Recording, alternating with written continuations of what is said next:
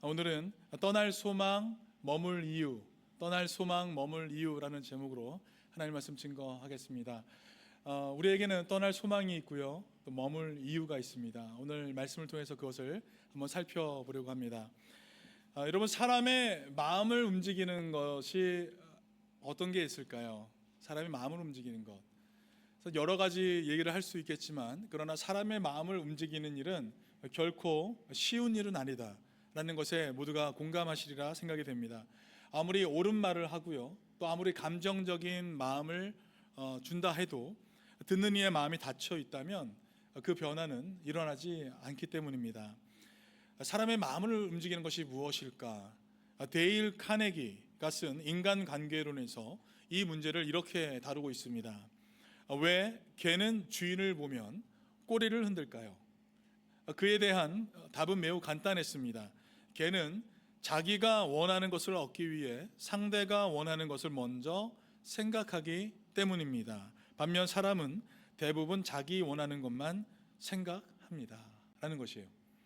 사람의 마음을 움직이는 것이 무엇입니까? 나 중심이 아니라 바로 너 중심, 타인 중심의 그 태도에서 시작이 된다라는 것입니다. 오늘 본문에서 사도 바울은 이러한 태도를 삶으로 보여주고 있는 것을 우리는 살펴보게 될 것입니다. 로마 감옥에 갇혀 언제 죽을지 모르는 절박한 상황에 놓여 있었지만 사도 바울은 자신의 안위보다 성도들의 유익에 대해서 먼저 생각하고 있기 때문입니다. 바울은 차라리 떠나는 것이 더 좋은 일이다라는 고백과 함께, 그러나 너희를 위하여 내가 머무는 것이 더 필요하다라고 얘기했습니다.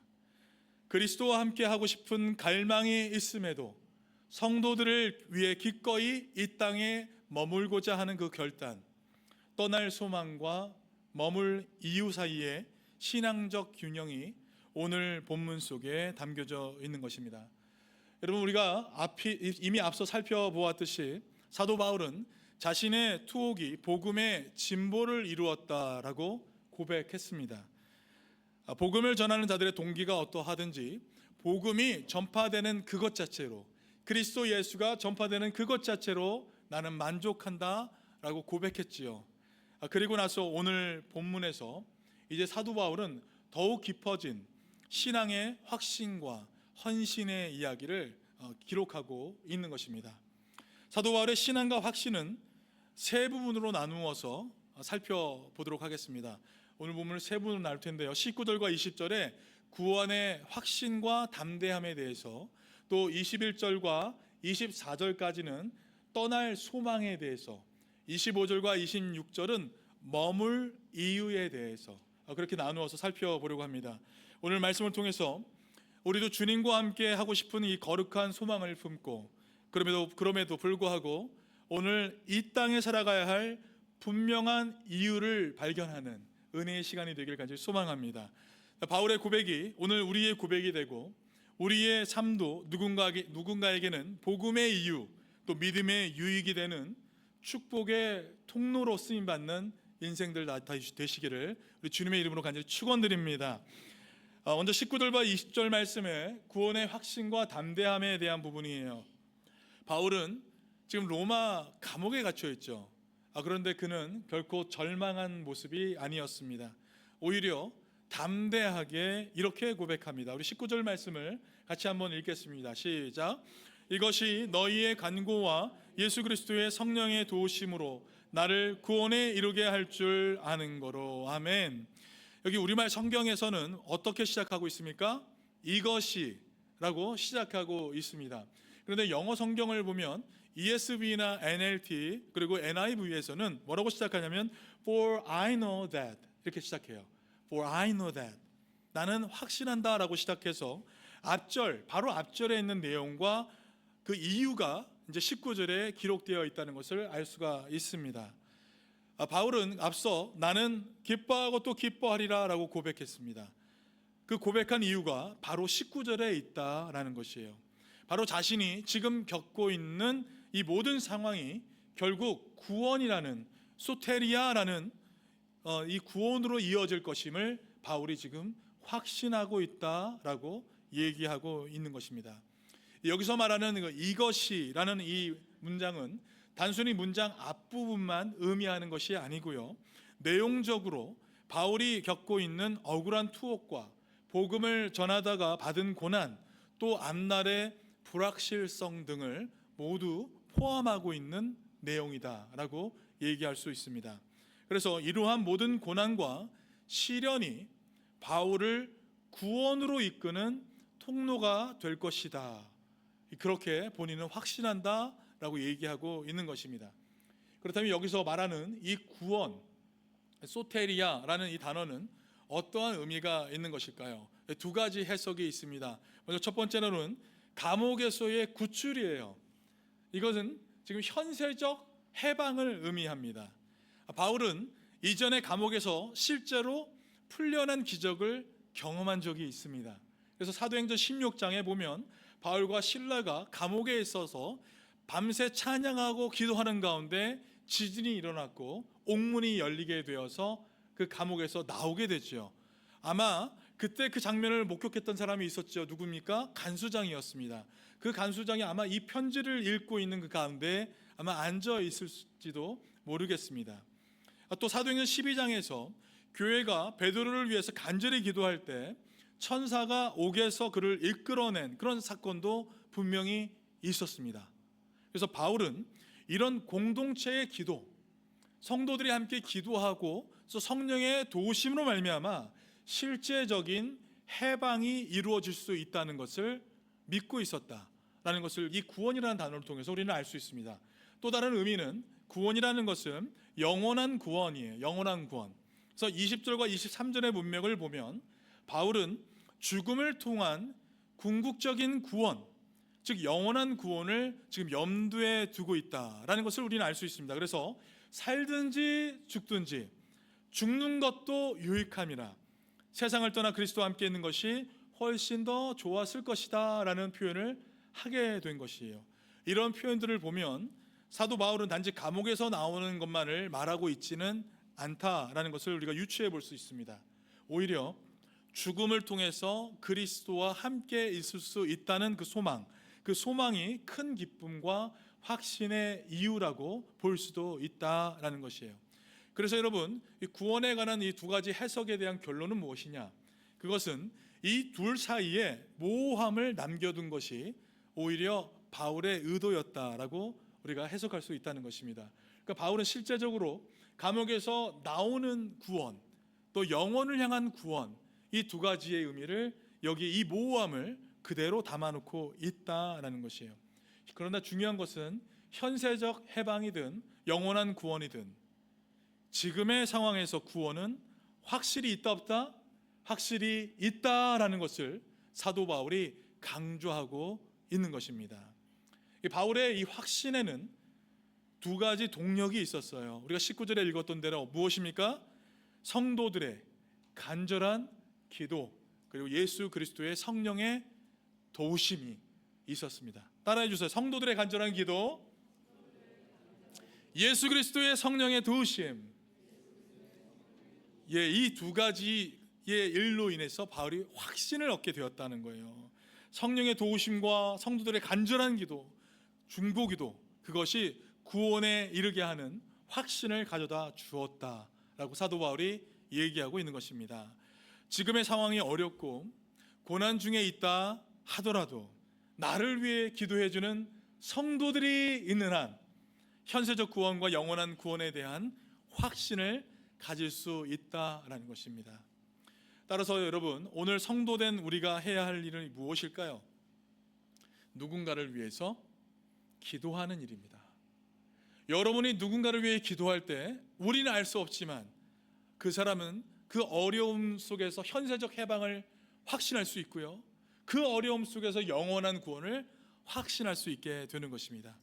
또한 반대로 누군가가 나를 위해 기도하고 있다는 그 사실을 우리가 기억해야 한다라는 것이에요. 누군가 나를 위해 기도하고 있구나, 그걸 기억해야 돼요, 여러분. 그래서 중보기도는 단지 위로의 말이 아니다라는 것을 우리는 알아야 합니다. 성령께서 역사하시는 실제적인 능력이다. 중보기도는 성령께서 역사하시는 실제적인 능력이다. 여러분 믿으십니까? 네, 이것을 믿으시고 기도의 줄이 끊어지지 않는 한 우리는 어떤 고난 속에서도 구원에 대해 확신과 소망을 잃지 않을 수 있음에 그것을 믿고 담대하게 나아가는 우리가 되길 간절히 소망합니다. 바울은 이어서 20절 말씀에 이렇게 얘기해요. 우리 같이 한번 고백하겠습니다. 시작. 나의 간절한 기도와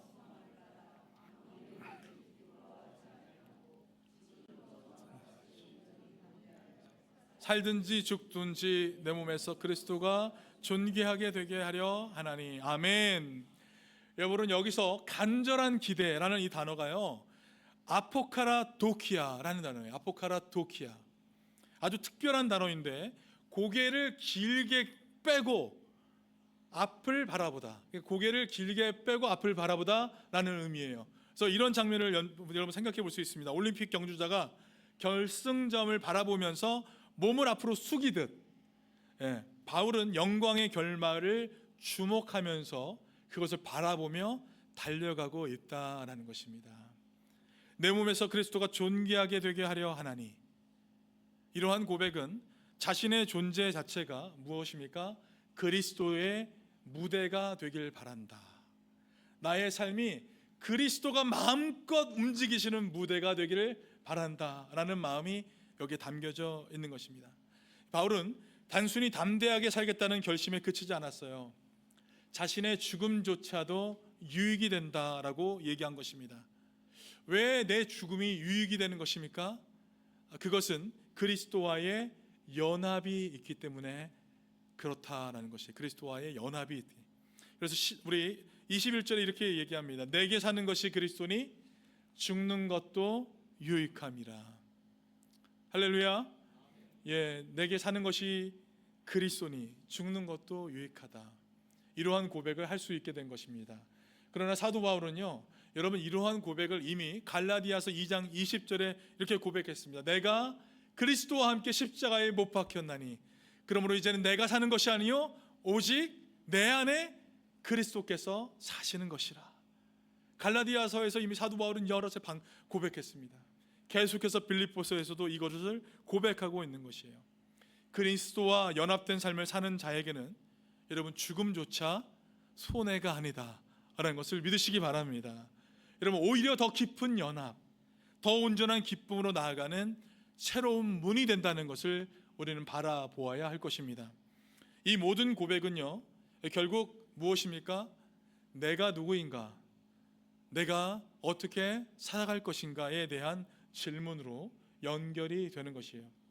바울의 고백은 단순히 바울의 것만이 아닙니다. 이제 바울의 고백은 우리의 고백이 되어야 할 줄 믿습니다. 내가 그리스도와 연합되어 있는가? 내 삶이 그리스도를 존귀하게 하는 무대가 되고 있는가? 지금 나의 고난은 오히려 그리스도를 드러내는 통로가 되고 있는가? 이것을 우리가 물어야 할 것입니다. 바울은 떠날 소망을 가졌습니다. 그리스도와 함께 있는 것이 훨씬 더 좋은 일이기 때문에 그렇습니다. 그러나 바울은 동시에 머물 이유도 발견했습니다. 성도들을 위해, 복음을 위해 아직은 살아야 할 이유를 붙들고 있는 것입니다. 여러분, 우리도 그렇습니다. 천국 소망으로 살아가되 이 땅의 사명을 다하기까지 서로 중보하며 견디고 충성하는 믿음의 사람이 되어야 할 줄 믿습니다. 그럴 때 우리의 삶은 부끄러움이 없는 삶이 될 것이며 어떤 고난도 견디어낼 수 있는 하나님의 영광을 드러내는 무대가 될 줄 믿습니다. 여러분, 우리 한번 고백하면 좋겠습니다. 여기 나와 있는 말씀 한번 읽겠습니다. 시작. 살든지 죽든지 내 몸에서 그리스도가 존귀하게 되기를 원합니다. 아멘. 아멘. 이 고백이 우리 모두의 고백이 되기를 간절히 소망합니다. 두 번째 단락은 이 21절에서 24절에 떠날 소망에 대해서 우리 사도 바울이 얘기하고 있어요. 바울의 두 번째 메시지는 너무나 유명한 21절의 고백에서 이 절정을 이루게 됩니다. 같이 한번 읽어보겠습니다. 시작. 이는 내게 사는 것이 그리스도니 죽는 것도 유익함이라. 아멘. 여러분, 이 한 문장은 바울의 신앙을 함축한, 정말 응축한 신앙 고백이다라고 유익하다라고 얘기할 수 있습니다. 헬라어 원문을 직역하면요 이렇게 돼요. 나에게 있어서 사는 것은 그리스도요, 죽는 것은 이익입니다 라고 해석해 볼 수가 있습니다. 그런데 여러분, 사실은요 헬라어 원문에는요 여기에 동사가 없어요. 동사가 없어요. 그래서 여기 헬라어 원문은 어떤 의미가 있냐면, 사는 것 이꼴 그리스도, 죽는 것 이꼴 유익이라는 말 외에는 있지 않습니다. 사는 것은 그리스도고 죽는 것은 유익이다. 바울에게 있어 이 삶은 곧 그리스도와 동의어라는 것을 우리가 알 수 있어요. 그리스도는 그의 삶의 이유고 목적이고 그 내용의 전부였습니다. 여러분, 이러한 고백은 우리 세상적인 가치관을 가지고 있는 사람들하고 극명하게 대조되는 개념이라고 할 수 있습니다. 사람들은 내게 사는 것은 무엇입니까? 돈이라고 얘기해요. 내게 사는 것은 가족이라고 얘기하고요, 내게 사는 것은 성공이라고 얘기합니다. 내게 사는 것은 즐거움이라고 얘기해요. 그런데 바울은 오직 그리스도만을 중심에 두고 있습니다. 그 어떤 것도 예수님을 대체할 수 없다, 대신할 수 없다라는 그 고백을 하고 있는 것입니다. 그렇기에 이 바울은 담대히 얘기할 수 있는 것입니다. 죽는 것도 유익하다. 죽는 것도 유익하다. 죽음은 두려움의 대상이 아니라 오히려 바울에게 있어서는 소망의 문이 된 것입니다. 바울은 죽음을 통해 더 깊고 친밀한 그리스도와의 연합을 바라보고 있기 때문입니다. 바울이 골로새 교회에 보낸 그 편지를 보면요, 당시에 많은 사람들이 여러 가지 학문을 얘기하고 지혜가 가득했다는 것을 우리가 알 수 있습니다. 근데 이 사람들이 어떤 특징이 있냐면, 이 기독교라는 이 신앙 안에 무엇을 자꾸 넣게 되냐면 율법주의를 자꾸 넣게 되고요, 신비주의를 자꾸만 혼합하려고 하는 그런 모습을 우리가 볼 수가 있습니다. 그래서 클린턴 아놀드라는 이 학자가 골로새 2단을 가리켜 이렇게 얘기했어요. 프리지아 토속신앙과 유대교 신비주의와 기독교를 혼합했다라고 이렇게 얘기했어요. 그러나 바울은 골로새서에서 그러한 혼합주의를 단호히 배격하며 오직 그리스도의 절대적 충만과 탁월함만을 강조하고 있다는 것을 우리는 알 수가 있습니다. 그리스도 안에 지혜와 지식의 모든 보화가 감춰져 있다. 우리 지난 골로새서에서 살펴보았던 거예요. 이러한 고백이 지금 빌립보서 1장 21절에도 그대로 나와 있는 것입니다. 그리스도 안에 모든 것이 담겨져 있다라는 것이에요. 여러분 믿으십니까? 예, 그리스도 안에 모든 것이, 정말 세상의 모든 것이 다 담겨져 있는 것이에요. 바울은 어떤 인생이나 철학이나 종교적 행위도 아닌 오직 예수님 자신이 삶의 전부임을 분명하게 밝히고 있는 것입니다. 세상의 헛된 철학이나 혼합된 신앙이 아니라 순전한 그리스도 중심의 신앙이야말로 바울이 가지고 있던 복음의 본질이라는 것을 명확하게 얘기해주고 있는 것입니다. 오늘 우리도 이 고백 앞에 우리 자신을 돌아봐야 하기를 원합니다. 나는 과연 내게 사는 것은 그리스도인가? 지금 내 안에 살고 있는 것이 그리스도인가? 이것을 돌아봐야 할 것입니다. 혹시 그리스도 외에 내가 붙들고 있는 다른 욕망이나 우상은 없는지, 우리의 삶의 목표와 이유가 오직 예수님께 있기를 주님의 이름으로 간절히 축원드립니다. 그분 한 분만으로 만족하고 열정하며 삶을 살아가는 우리가 되기를 원합니다. 바울은 또한 죽는 것도 유익하다라고 담대히 말했습니다. 여러분, 세상에서는 죽음을 절대로 유익이라고 여기지 않습니다. 절대로 죽음을 유익이라고 얘기하지 않아요. 죽음은 두려움의 대상이고 피해야 할 것이며 최악의 상실로 생각합니다. 그러나 바울의 관점은 완전히 다릅니다.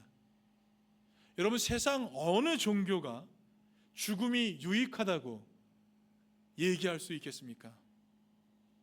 23절에 그 이유를 사도 바울이 이렇게 얘기하고 있어요. 같이 한번 읽어보겠습니다. 시작. 내가 그들 사이에 끼었으니 훨씬 더 좋은 일이라 그렇게 하고 싶으나. 여러분, 여기서 떠나다라는 단어를 보세요. 떠나다, 세상을 떠나서. 이 단어는 배가 닻을 올려서 항해를 시작하는 장면, 혹은 짐을 진 짐승의 멍에를 풀어주며 자유롭게 하는 그런 의미가 있습니다. 그래서 죽음을 두려움의 끝이 아니라 하나님 나라의 출항이다 라고 바라보게 됐다라고 우리가 이해할 수 있습니다. 죽음은 존재의 소멸이 아니라 주님의 품으로 들어가는 시작이다 라고 우리가 이해할 수 있다는 것이에요. 그래서 바울은 죽음을 회피하거나 미화했다라고 얘기할 수 없습니다. 죽음을 통해 주님과 함께하는 더 나은 본향에 이를 그 확신이 있었기에 바울은 죽음을 유익이라고 말할 수 있었다라는 것이에요. 그런 확신. 헬라어에는 여기 보시면 훨씬 더 좋은 일이라는 표현 앞에 어떠한 단어가 더 추가되어 있냐면 아주 많이라는 단어가 추가되어 있어요. 그래서 죽음 이후 그리스도와 함께 누릴 영광이 얼마나요? 아주 많이, 훨씬 더 좋은 일이다 라는 것을 얘기해 주고 있다는 것입니다. 물론 바울은 부활의 때에 입게 될 영광의 몸을 강조했지만 여기서는 믿는 자가 죽는 즉시 주님과 교제하는 복된 상태가 될 수 있다라는 것을 얘기하고 있습니다. 그러니 바울의 고백은 현실 도피가 아니라 그리스도와의 친밀한 교제에 대한 깊은 사모함이 담겨져 있는 것이다 라고 우리가 이해할 수 있는 것이에요. 주님과 어떻게 하면 더 친밀하게, 주님과 어떻게 더 가까이 갈 수 있을까, 연합될 수 있을까, 그래서 죽음조차도 유익하게 생각했다라는 것입니다. 하지만 바울은 단지 죽음만을 소망하지 않았어요. 여전히 복음을 전하고 성도를 세우는 일이 남아 있었기 때문에 육신으로 사는 것이 남아있는 일이다라고 얘기했습니다. 그래서 23절 여러분 보시면 뭐에 끼어 있다고 얘기합니까? 이 둘 사이에 끼어 있다라고 얘기하고 있어요. 여기 끼었다라는 이 단어는요, 마치 양쪽에서 끌려서 붙들린 상태, 양쪽에서 끌려서 여기도 못 가고 저기도 못 가고 붙들려 있는 상태를 끼었다라고 해석할 수 있습니다. 죽음의 안식과 삶의 사명 사이에 완전히 꽉 붙들려 있었다라는 것이에요. 세상 사람은요, 삶의 미련이 남아 죽기 싫어하고요, 동시에 삶의 고통 때문에 죽고 싶어 합니다. 그러나 사도 바울의 고민은 전혀 다른 차원의 것이다 라는 것입니다. 삶도 유익하고 죽음도 유익한 선택의 길이었다라는 것입니다. 죽으면 주님과 함께, 살면 복음의 열매를 위해서. 저를 따라해 주세요. 죽으면 주님과 함께, 살면 복음의 열매를 위해. 그렇게 사도 바울은 살아가고 있었다라는 것입니다. 그래서 바울은 어느 쪽도 나에게 손해가 아니다, 그 어느 쪽도 나에게 손해가 아니다라고 확신하면서 기쁜 갈등 속에 지금 그가 놓여져 있었던 것입니다. 사도 바울의 모습을 통해서 우리는 죽음을 두려움이 아닌 소망의 눈으로 바라봐야 할 줄 믿습니다. 그리스도께 속한 자에게 죽음은 끝이 아니라 주님 품 안으로 들어가는 새로운 시작이기 때문입니다. 그래서 이 믿음이 있다면 우리는 세상 사람들이 알지 못하는 담대함과 평안한 마음을 가지고 하루하루를 살아갈 수 있게 되는 줄 믿습니다.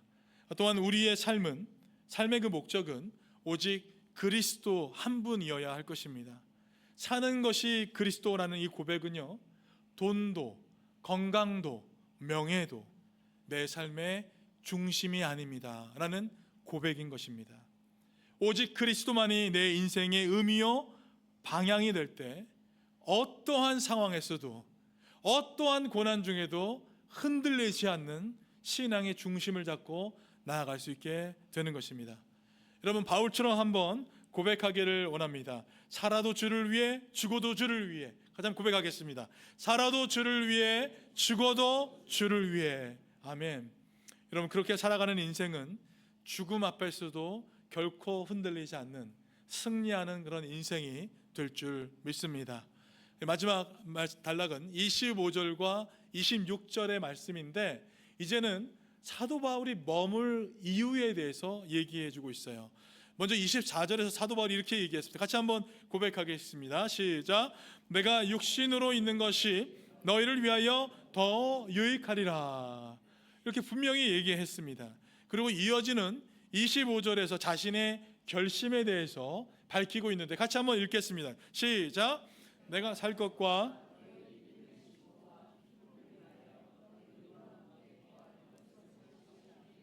아멘. 사도 바울은 바로 앞에서 이 삶과 죽음, 삶과 죽음 사이에서 끼어 있었다라고 얘기했는데, 결론적으로 무엇입니까? 자신이 더 남아 있을 수 있도록 하나님께서 인도하시라는 그 확신이 있었다는 것을 우리 알 수 있습니다. 이 확신을 따라서 너희 무리와 함께 머물 것이다 라고 사도 바울이 지금 단언했기 때문입니다. 이 바울이 가졌던 이 확신은 무엇입니까? 바로 빌립보 성도들의 유익입니다. 빌립보 성도들의 유익. 바울은 자신의 소원이 비록 하늘로 가는 것이라 해도 성도들의 필요가 더 크다면 하나님께서 계속해서 자신을 이 땅에 남겨두실 것이라는 확신을 갖고 있었습니다. 실제로 교회사 그 전승에 따르면 빌립보서를 쓰고 나서 사도 바울은 1차 로마 투옥에서 풀려나게 되고요, 그리고 다시 선교 여행을 떠난 것으로 보고 있습니다. 디모데후서 4장 6절에서는 바울이 이렇게 고백해요. 내가 떠날 때가 가까웠다라고 고백하고 있는데, 그때는 주님의 부르심이 임박했던 이 두 번째 로마 투옥 시기였다는 것을 우리가 알 수 있습니다. 하지만 지금 빌립보서를 쓸 당시에는 바울 스스로가 내가 너희에게 갈 것이다 라고 말할 만큼 추록과 재방문의 희망이 아주 강했던 시기였습니다. 그래서 바울의 이런 확신의 확실은 어떤 근거 없는 바람이 결코 아니라 성도들을 향한 사랑과 사명을 우선시하는 그 마음에서 비롯되었다라는 것을 우리는 유추해 볼 수 있다는 것이에요.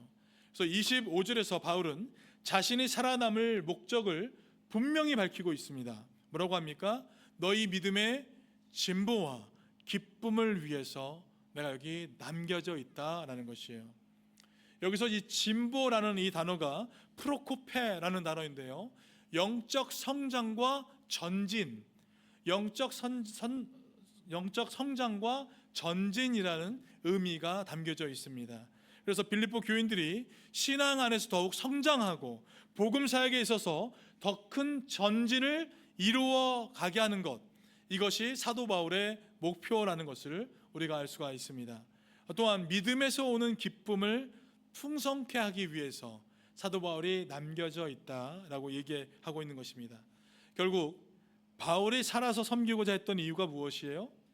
성도들이 믿음 안에서 자라고 기쁨을 충만히 누리게 하려는 것이다 라는 것이에요. 그것이 사도 바울이 남겨진 이유였습니다. 자신 한 사람의 유익을 위해서 남아 있었던 것이 아니라 공동체 전체가 받을 유익과 그의 기쁨이 그의 삶의 목표였다라는 것을 우리는 살펴볼 수가 있는 것입니다. 26절에도 같은 맥락을 담고 있습니다. 같이 한번 읽어보겠습니다. 26절 시작. 내가 다시 나로 말미암아 풍성하게 하려 함이라. 아멘. 여기서 자랑할 것이라고 하는 이 단어는 자부심 혹은 자긍심이라는 의미를 뜻합니다. 바울이 살아 돌아감으로써 성도들이, 빌립보 성도들이 어떤 모습을 취할까요? 네, 우리 주님께서 사도 바울을 풀어주셨다, 우리 주님이 역사하셨다, 네, 라고 그리스도를 높이며 기뻐하게 될 것이다. 그래서 스스로들 자부심을 갖게 될 것이다. 우리가 믿는 하나님, 그분은 위대하신 하나님이야, 사도 바울도 풀어주신 하나님이셔 라고 강하게 자부심을 가질 수 있게 된다는 것이에요. 그에게 삶의 목적은 늘 그리스도의 영광과 교회의 기쁨이었다라는 것을 우리 볼 수 있습니다. 죽음의 안식보다 성도의 성장을 더 중요하게 여겼다라는 것이에요. 여러분, 이 모습 누구와 닮아 있습니까? 예수님의 삶과 너무나 닮아 있어요. 아낌없이 자신을 내어주신 우리 예수님의 사랑이 사도 바울의 삶과 연결되어 있다는 것을 우리는 볼 수 있습니다. 주님이 자신을 내어주듯 바울 자신도 자신의 삶을 들여서 성도들을 위해서 드리고 있는 것을 우리가 보게 되는 것입니다. 여러분, 우리에게 생명이 남아있는 이유가 무엇입니까? 왜 우리는 이 땅에 머물고 있습니까? 예수님 믿었으면 여러분 천국 가야 되는 거 아니에요? 천국의 소망을 가지고 살아가는 것입니다. 그러나 하나님께서 우리를 이 땅에 머물게 하신 이유가 있다는 것이에요. 동일합니다. 하나님은 여전히 우리에게 맡겨주신 사명이 있기 때문에 그렇습니다. 가정을 위한 사명, 교회를 위한 섬김, 다음 세대를 위한 본이 우리에게 주어져 있는 줄 믿습니다. 여러분, 이것을 가지고 우리가 살아가야 돼요. 감리교회 창시자 존 웨슬리, 찰스 웨슬리의 어머니 수잔 웨슬리가 여러분 몇 명의 아이가 있었는지 아세요? 19명의 자녀가 있었어요. 19명의 자녀.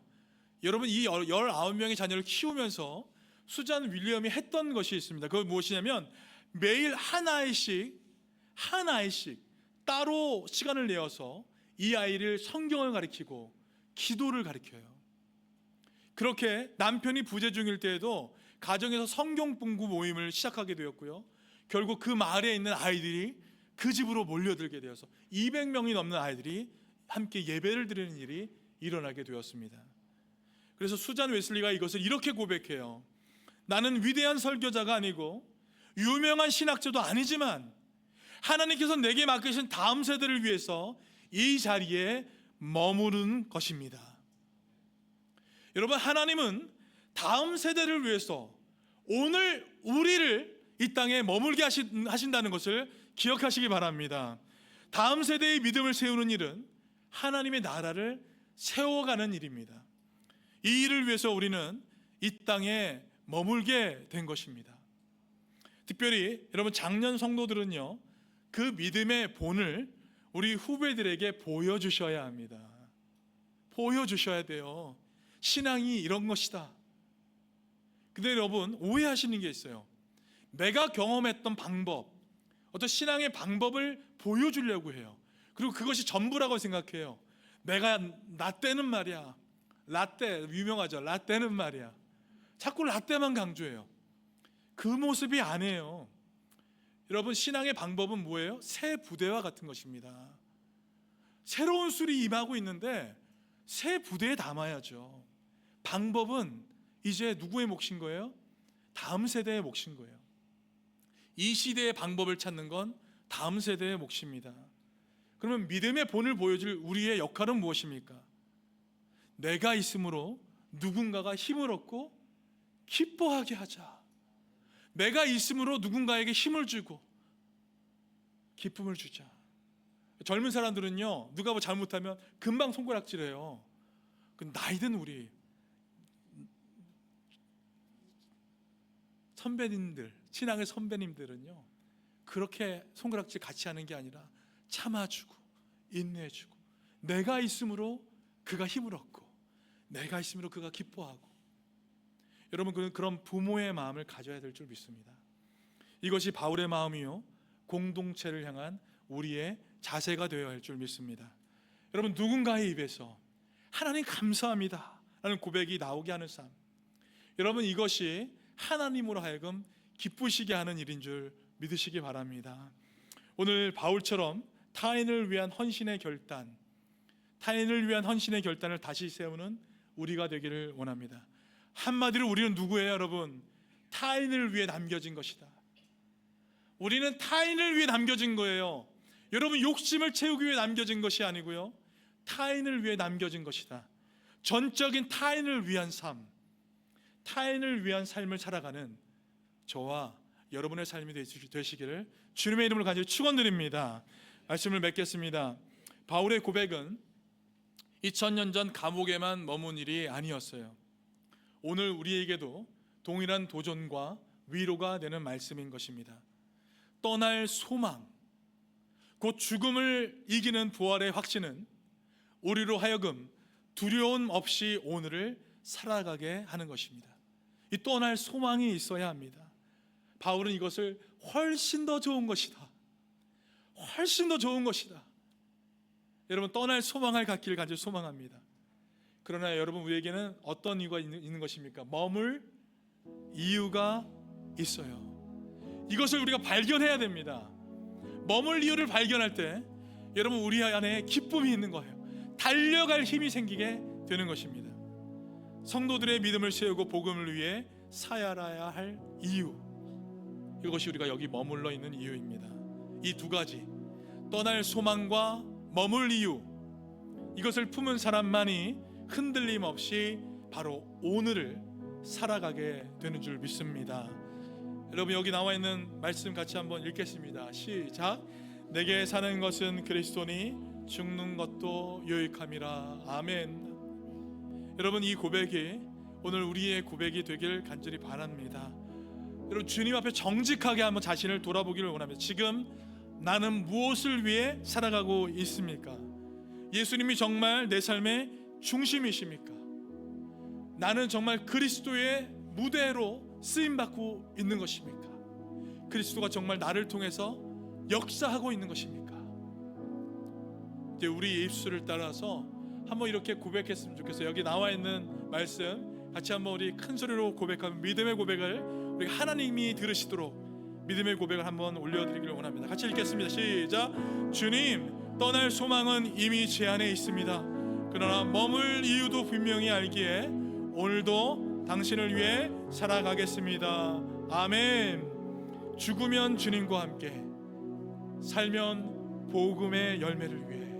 다시 한번 하겠습니다. 시작. 죽으면 주님과 함께, 살면 복음의 열매를 위해. 그렇게 살아가는 우리가 되기를 간절히 소망합니다. 주님께서 우리의 고백을 기쁘시게 받으시고 우리의 남은 생애를 복음과 공동체를 위한 의미 있는 여정으로 인도하시기를 우리 주님의 이름으로 간절히 축원드립니다.